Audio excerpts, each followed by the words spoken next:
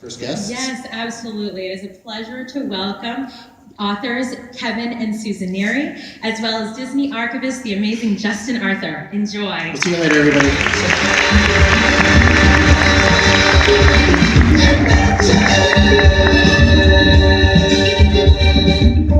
Wake up, people! We're here. We're going to talk about maps. Hello, everyone. Thank you for having us. Let's see. Oh, thank you.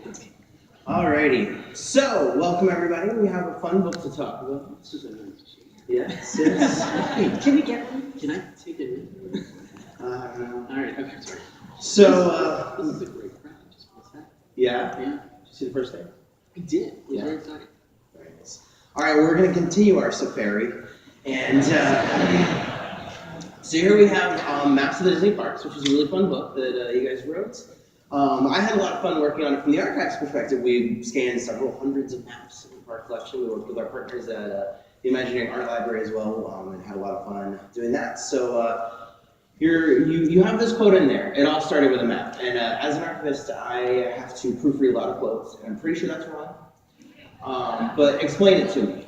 Well, Justin, first of all, that's a great question. And of course, speaking of the archives, we all know and are familiar with the phrase or the Walt quote. It all started with a mouse. There we go. But to be fair, honestly, from the standpoint of Walt and his theme parks, it really all kind of started with a map. And let me explain.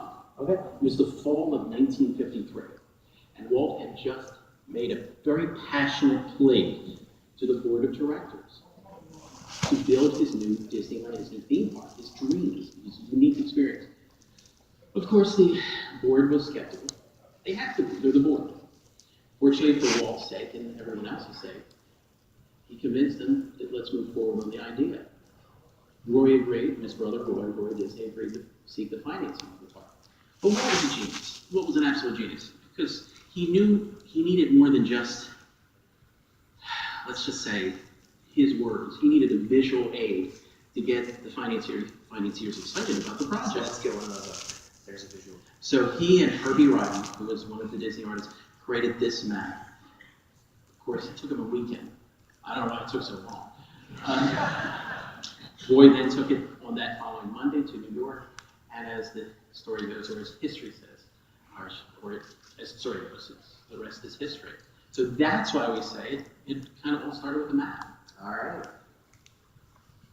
So in your book, you say that Walt loved maps. Can you explain that? Well, I'm hoping everyone out in this audience loves Disney maps, and I think we all kind of love maps. And as I said, especially Disney maps.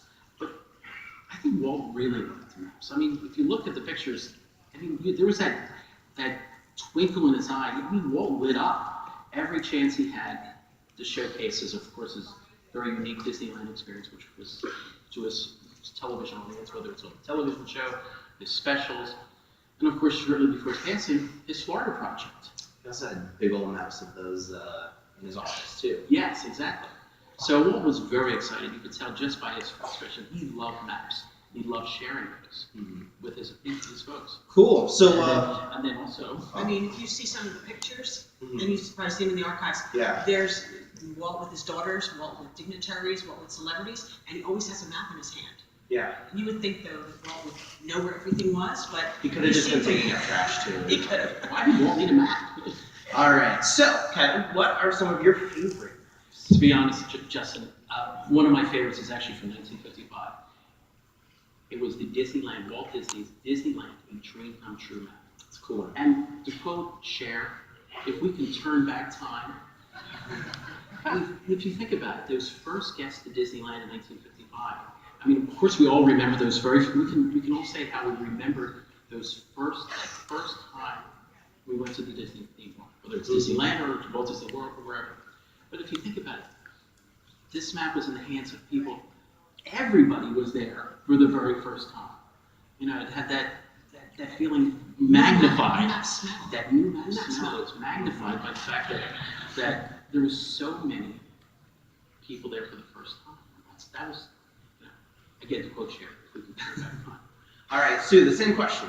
Same question. Well, I think for me, my favorite maps are the fun maps.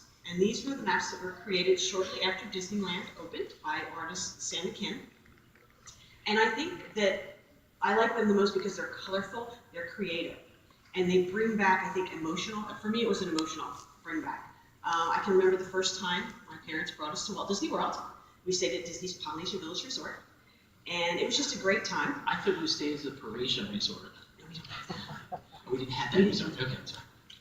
No, but I think it was just bringing back those memories, because we can all remember the first time we set foot on Main Street. We looked up at the castle, and we brought back those memories. And I mean, not only the memories we brought back, but for me, I remember two distinct pieces of souvenir that we did bring back. We brought back the pictorial book of Walt Disney World, and we brought back a fun map. Cool. There's some other really great ones from Disneyland. There's Disneyland's 50th. And of course, one of the early Walt Disney ones. I think This it's one's my favorite. That's the map you're referring to. Yes. I can remember we would pour over that for hours and hours and hours, and remember our trip when we were here. And if only we had pictures of that trip.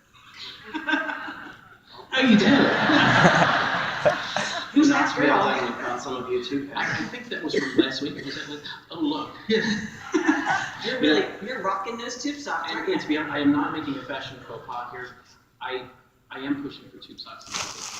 Let's get into that. What happened to who's honey pot? I don't know. You ate it. The whole thing. It was honey.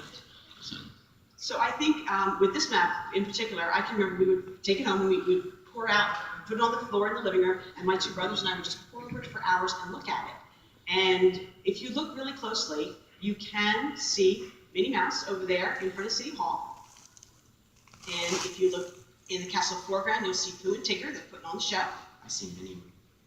You see Minnie Moo? Yeah. And if you look really closely, you may even see Hidden Mickey. Did you just say Hidden Mickey? I did. Oh, shameless plug. Look, our names are on that one Names too. are on that one too. But it's not shameless plug, but it's not like I told everyone here that the books are available at Books of Radio. My surprise life. There you go. That was perfectly smooth. Okay, thank you.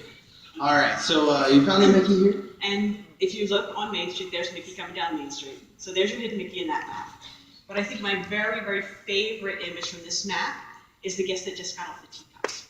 Because not only is he dizzy, but he's also green. Did you just say dizzy? I did say dizzy. Did you? I'm sorry, folks, but did everyone hear that Mickey was just taken to the hospital? Why was Mickey taken to the hospital? Yes, he was suffering from Disney spells. Leave the jokes to the skippers. I told you. All right, so what was the greatest challenge in pulling this book together? Greatest challenge. That's a Another great great question. question. Well, I guess the greatest challenge. Well, there's challenges in every book here, but I think the greatest challenge was deciding on, from an editing standpoint, what maps Not to put in. what maps to put in. I mean, you're talking about. I mean, there's 60 years of maps, and I mean, they're great maps. We had park maps, we had anniversary maps, there were special event maps, and everyday maps. How do you decide? I mean, it's the best of the best.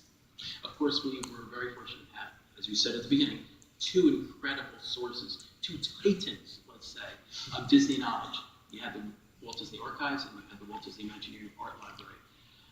Pulling together these wonderful maps, and the task itself must have been absolutely overwhelming. But fortunately for us, I think for everyone, at least we have pictures from those very first maps from Disneyland, and of course up to our newest family, or I should say family member, Disney Shanghai Resort. Yes. All right. Well, thanks for coming and telling us a little bit about your book. Well, in the words of Mally, what can I say? But You're welcome. Oh, thanks. All righty. Thanks, everybody. thank you now.